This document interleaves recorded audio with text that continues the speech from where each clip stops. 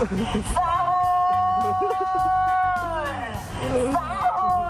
Sahur! Sahur!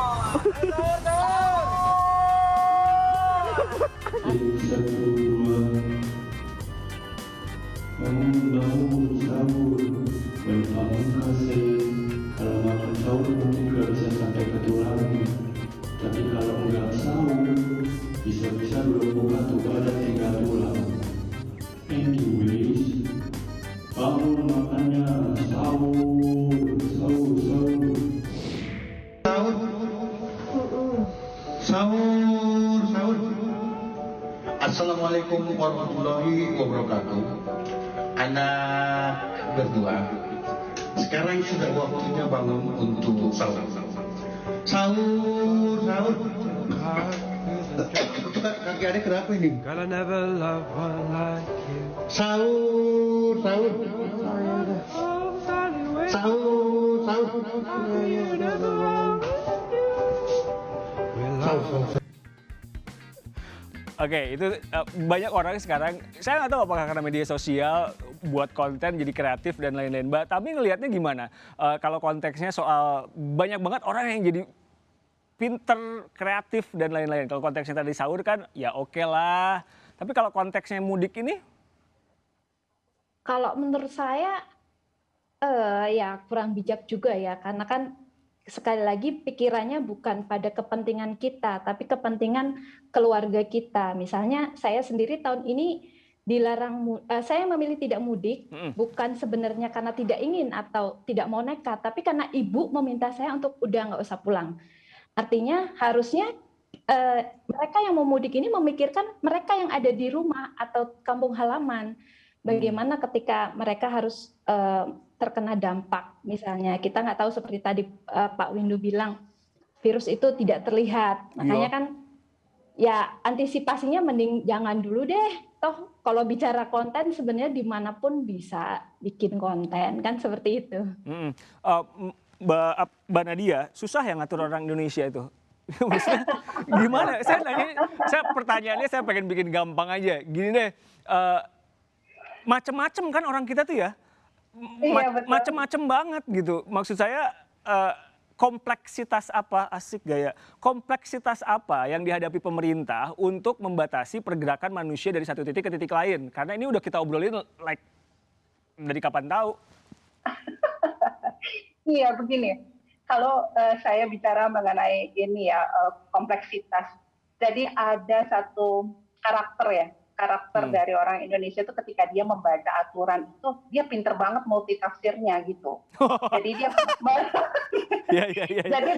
jadi dia mempersepsikan ya, misalnya tadi ya kayak kebijakan tanggal 22 April nggak boleh.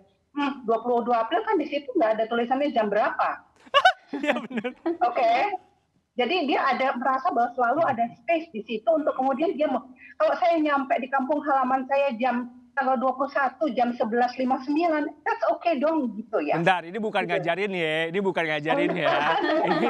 Ini analisa dari seorang akademisi. Lanjut. Apa tanggal 22 juga ada. Kan maksud saya ya, space yang sekecil itu gitu, itu dimanfaatkan oleh orang Indonesia. Jadi mereka sangat pintar untuk melihat kesempatan. Itu yang saya lihat karakter dari masyarakat kita. Jadi ketika aturan itu dibuat, pastikan itu serigid mungkin. Serigid itu dalam artian dia dalam koridor yang seperti apa. Lalu pelaksananya siapa? Pelaksananya itu juga memaknai. Jadi ini kayak tadi nih aparat yang ada di desa dan kelurahan. Pemaknaan terhadap surat edaran itu persis sama rasionalitasnya, kalau kita di sosiologi bilangnya gitu. Rasionalitas berpikir pemerintah yang di pusat, lembaga yang di pusat itu harus sama dengan yang ada pelaksana di lapangan. Ketika ada gap rasionalitas di situ, atau kita bilang tadi ya rasionalitas terbatas, ya udah terjemahannya bisa lain. Mbak, tapi kan yang melanggar juga terdidik. Maksud saya gini,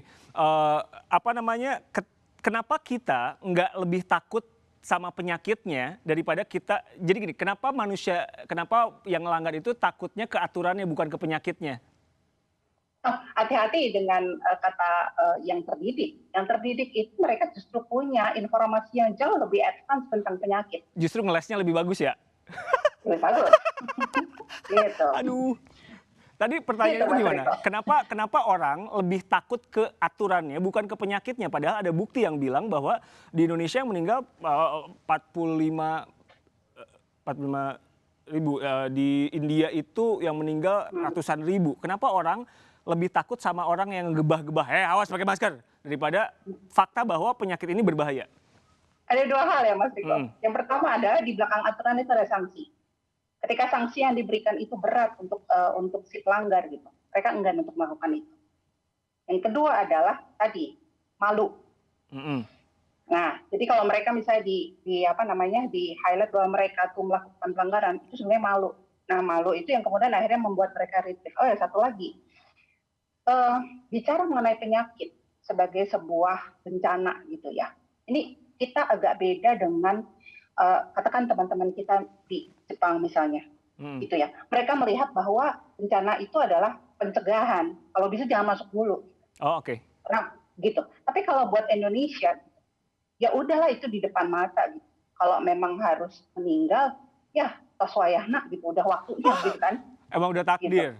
Ya sudah takdir. Jadi kata takdir di dalam background religiosity kita itu sampai pada level tertentu untuk kondisi pandemi ini itu nggak menguntungkan sebenarnya. Padahal takdir tuh memang kejam ya. Takdir memang kejam. Aduh, orang tua nih lagu. Oke. Iya. Jadi penanganan tadi ya ketika dia aftermath, ketika dia keluar gitu bencananya. Nah kita tuh bagus banget. Tapi tadi pencegahan itu kita masih harus banyak berubah. Nah, Pak Windu, saya tahu Anda sebagai orang yang paham banget kan mengatasi penyakit ini. Pak Windu udah bilang mobilitasnya jangan kemana-mana, itu udah di situ aja 5M dan lain-lain. Tapi ngelihat situasi kondisi sosiologi, ekonomi dan lain-lain, saya tahu Pak Windu melihatnya dari epidemiologi. Apa yang bisa dilakukan pemerintah? Apakah memang harus benar-benar tegas, rigid tadi udah larang? Atau gimana Pak? Ya, jadi kan tadi sebagian sudah disampaikan oleh Mbak Nadia ya. Jadi kan gini, kan untuk orang itu berubah perilaku ya, artinya menjadi lebih mampu untuk menghindari ya dengan keinginan sendiri dan sebagainya dari penularan seterusnya, itu kan berarti kan mereka harus punya persepsi risiko yang tinggi. Nah, persepsi risiko yang tinggi itu harus terus-menerus diberikan ya, artinya dibangun ya melalui komunikasi publik dari pemerintah ya, dan kita semua tentu melalui edukasi ya, kemudian dan tidak hanya edukasi dan komunikasi publik yang terus-menerus tadi ya, yang tujuannya adalah meningkatkan persepsi risiko tadi, tetapi juga dibarengi dengan keteladanan. Ya, keteladanan dari para tokoh masyarakat, ya, tokoh agama, pejabat sendiri, kan begitu ya. Kemudian dibarengi dengan kebijakan yang sinkron antar sektor. Jadi kalau antar sektor aja masih kontradiktif, lah bingung orang. Loh, ya sama seperti tadi yang saya katakan. Orang dilarang mudik, tapi orang boleh berwisata karena wisata dibuka. Ya, juga demikian pula. Jadi orang dari luar juga boleh masuk gitu misalnya ya kan, orang mudik dari luar negeri juga boleh, kerja migran itu ya banyak yang datang tidak dikarantina, itu tiba-tiba langsung mereka sambil menunggu tesnya keluar nanti dia boleh pulang.